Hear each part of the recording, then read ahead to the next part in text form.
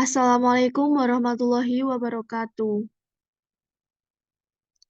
Baik, di sini kami dari kelompok 2 akan mempresentasikan hasil dari diskusi kami dengan judul Argumen Deduktif 2, Logika Fungsional. Dengan beranggotakan Ninandaru Arlintang NPM 210046, Kirana Hoirunisa Tantri NPM 210054, Aini Hikmatul Alifah NPM 210055, dan Alim Triwolandari NPM 210079. Next. Di sini kita akan membahas mengenai logika kalimat.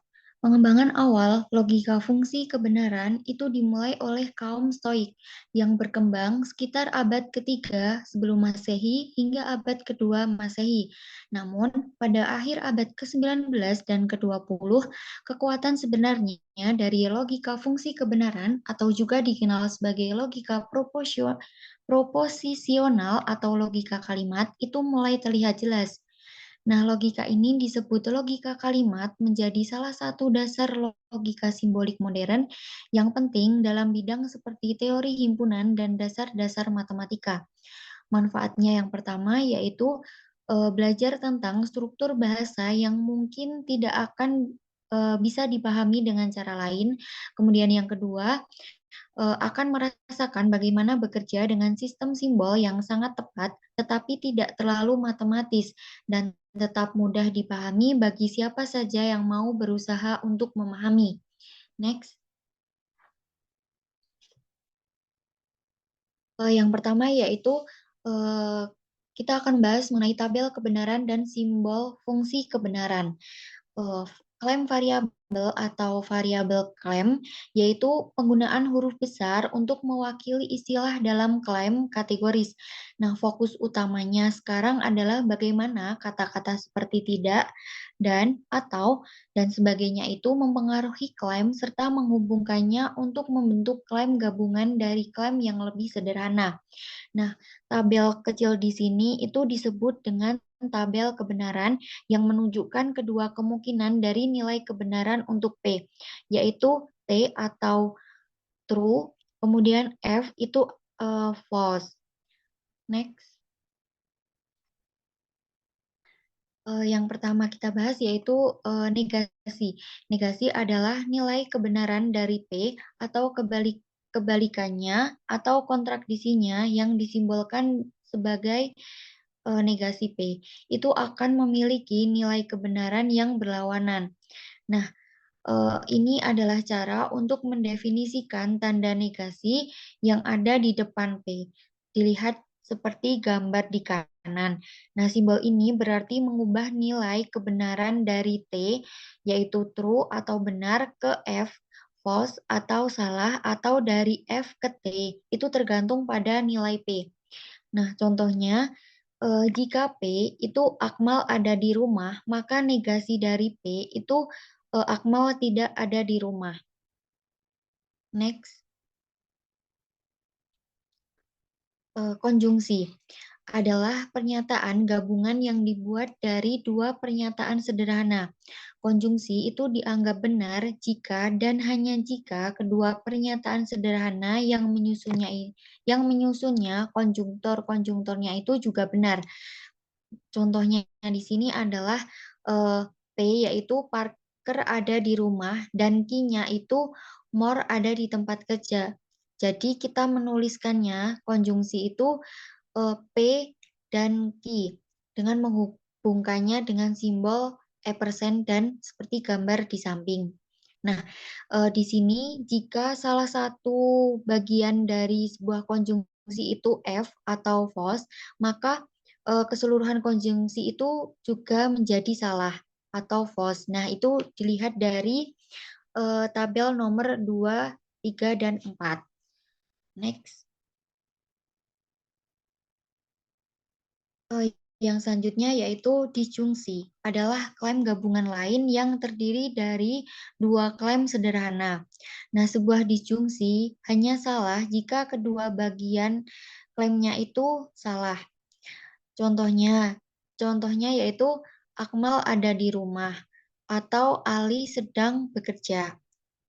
Bisa dilihat dari tabel di kanan yang menunjukkan P atau Q. Oke, next. Yang selanjutnya yaitu kondisional, yaitu pernyataan kondisional itu dinyatakan dengan frasa if atau then, atau bisa dikatakan jika dan maka. Contohnya P-nya itu jika Akmal ada di rumah dan Q-nya itu Ali sedang bekerja. Maka cara kondisional bisa digambarkan seperti gambar di kanan, yaitu P kondisional dengan Q. Nah, lambang tersebut akan menggunakan simbol panah untuk mempresentasikan pernyataan kondisional P dan Q. Pada pernyataan ini, bagian P itu disebut antecedent atau pendahulu dan bagian Q-nya itu disebut konsekuen atau akibat. Nah, pada pernyataan kondisional itu hanya akan bernilai false jika antecedent atau P-nya itu bernilai true dan konsiden atau Q-nya itu bernilai false. Seperti pada baris kedua. Next.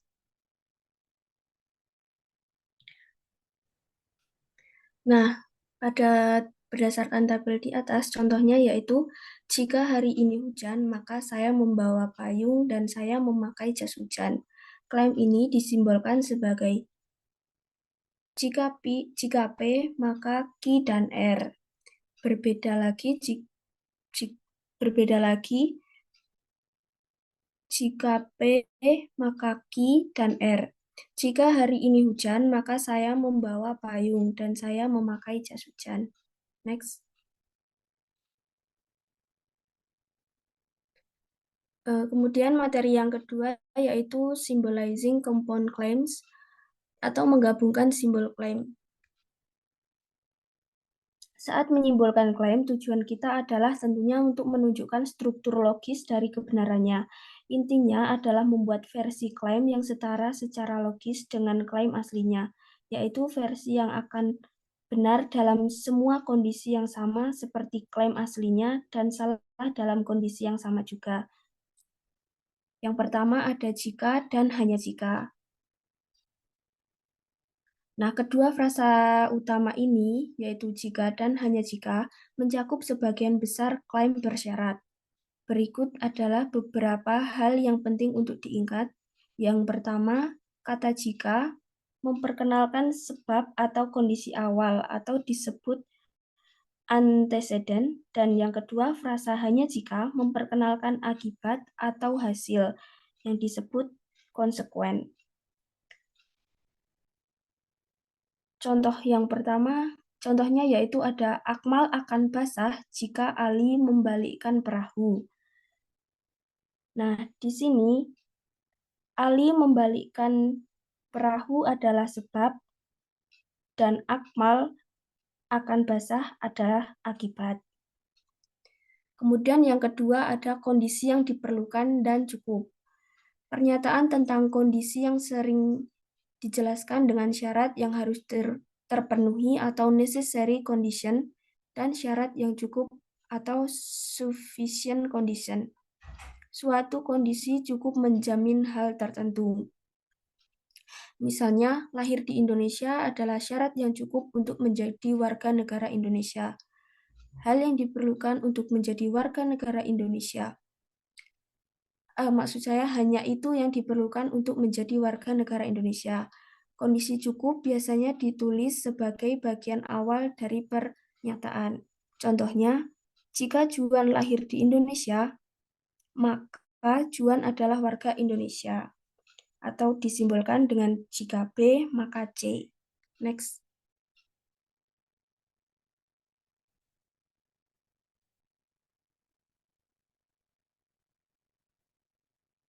Yang ketiga, yaitu kecuali. Pada pernyataan berikut ini, coba kita perhatikan ya teman-teman.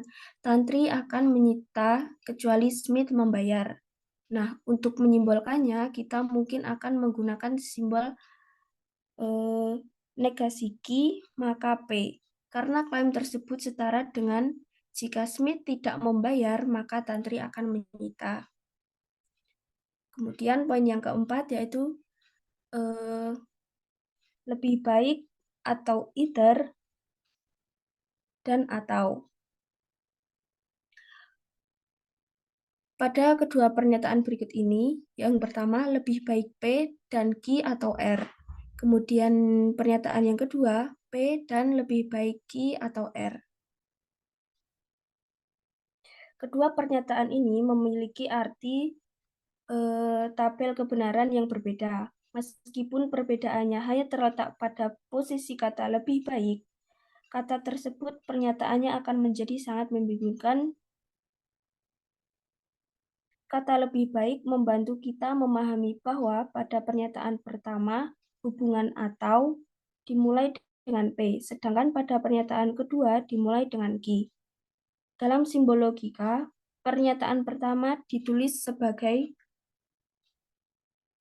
P dan Q atau R, sedangkan pernyataan kedua ditulis sebagai P dan Q atau R. Nah, jika kita punya dua pernyataan, yang pertama P dan jika Q maka R, kemudian yang kedua jika P dan Q maka R. Kata jika menunjukkan bahwa dalam pernyataan pertama bagian awal dimulai dengan Q, sedangkan dalam pernyataan kedua bagian awal dimulai dengan P. Next.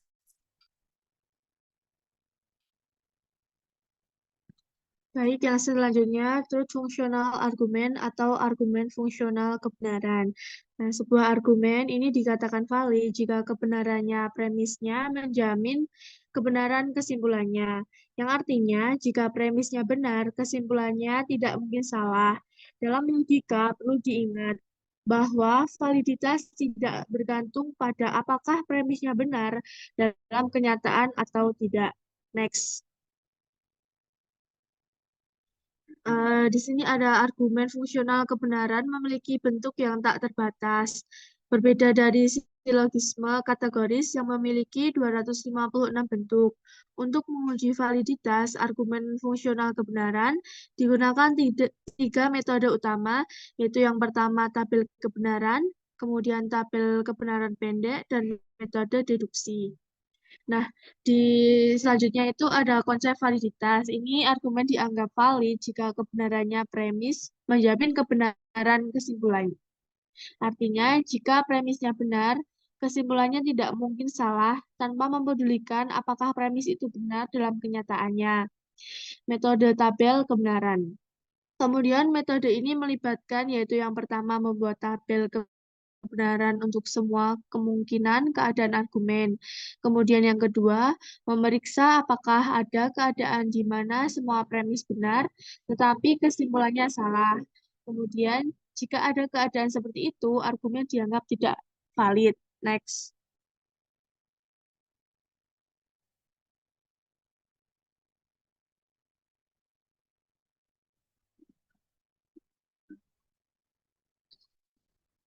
Selanjutnya, meskipun mengisi tabel kebenaran yang lengkap selalu menghasilkan jawaban yang benar mengenai validitas argumen fungsional kebenaran, hal itu bisa menjadi pekerjaan yang cukup membosankan sebenarnya.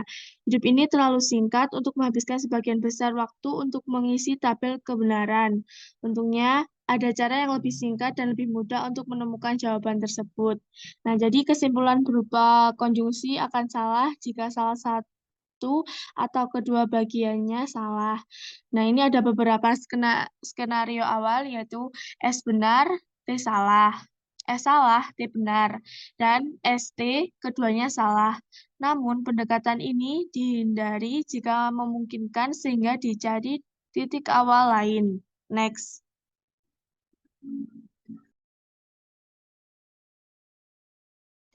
Nah, kemudian di sini ada deduction atau pengurangan. ketika kita menggunakan metode ini, kita sebenarnya menyimpulkan atau mendapatkan kesimpulan dari premis-premis tersebut melalui serangkaian pola argumen yang valid secara fungsional dan logis. Ini sangat mirip dengan memikirkan argumen, mengambil satu langkah pada satu waktu untuk melihat bagaimana setelah kita mengasumsikan kebenaran premis-premis tersebut, kita akhirnya sampai pada kesimpulan.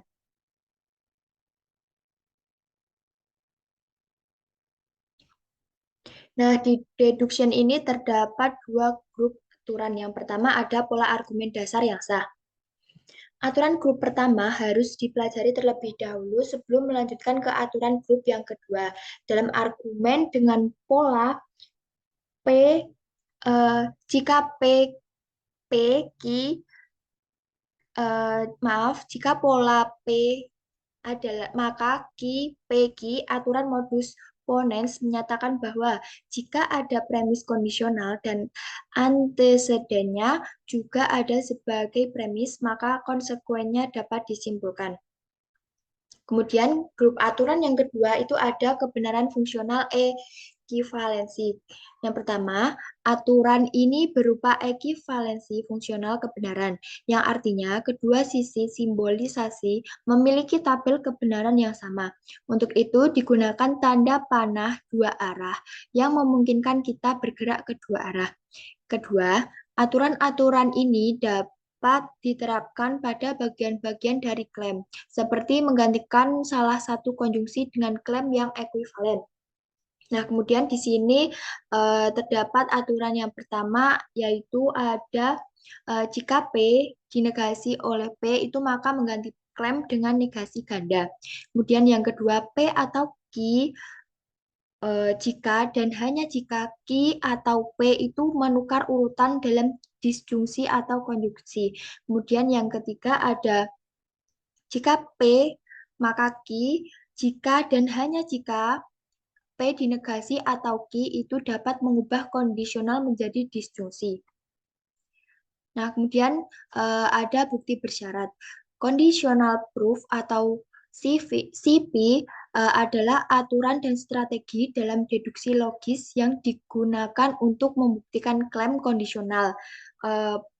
Jika P, maka Q. Intinya, CP memungkinkan kita untuk mengasumsikan bahwa anteseden atau P dari suatu kondisional itu benar. Kemudian membuktikan bahwa konsekuennya atau Q juga harus benar. Maka berhasil kita dapat menyimpulkan bahwa jika P, maka Q. Di sini ada contoh penggunaan CP yang pertama, jika P, Q atau R dan S itu merupakan premis, kemudian yang kedua, Q dinegasi, jika S, maka T itu juga merupakan premis, kemudian P merupakan CP premis.